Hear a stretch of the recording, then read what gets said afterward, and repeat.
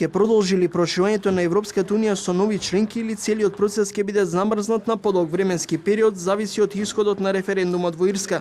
Иако првичните сондажи говорат дека овој пат, за разлика од првиот, кога ирците кажаа не за институционалното реформирање на Унијата, денешниот референдум има големи изгледи да успее.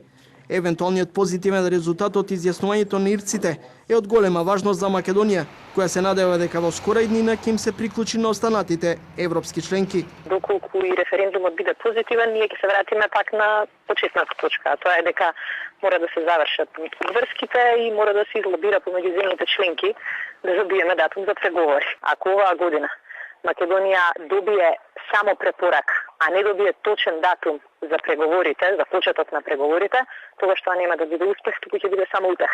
Ратификувањето на повелбата и нејзиното влегување во сила не значи целосно отворање на европските врати за регионот, сметаат некои експерти. Наместо да анализираме какви ни се шансите за членство во Европската унија, треба да се фокусираме во исполнувањето на домашните задачи, кои се уште ги немаме целосно реализирано. Европската унија нема да не кани, но ние сме тие кои што перманентно треба да тропаме на таа врата. На таа врата треба да се тропа со аргументи и со резултати.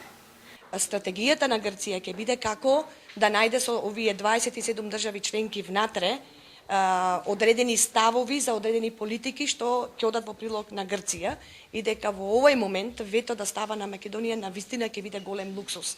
Евроскептицизмот кој постои меѓу дел од земјите членки, нивното противење за интегрирање на државите од Западен Балкан би можело да создаде нов јас натре во Унијата. После веројатниот прием на Хрватска за 2-3 години може да има пауза. Пауза од неколку години. Не повеќе од 10 години, но неколку. Се надевам дека до тогаш останатите западно-балкански земји ќе се приближат или ќе го решат конфликтот, односно проблемот, како што е случајот со Македонија. За жал проблемот зимето го блокира приемот на Македонија и во НАТО и во Европската унија. Резултатите од денешниот референдум во Ирска се очекуваат утре, а позитивниот исход би значил изголемување на притисокот врз Полска и Чешка, преостанатите две членки на ЕУ, кои се уште не го ратификувале Лисабонскиот договор.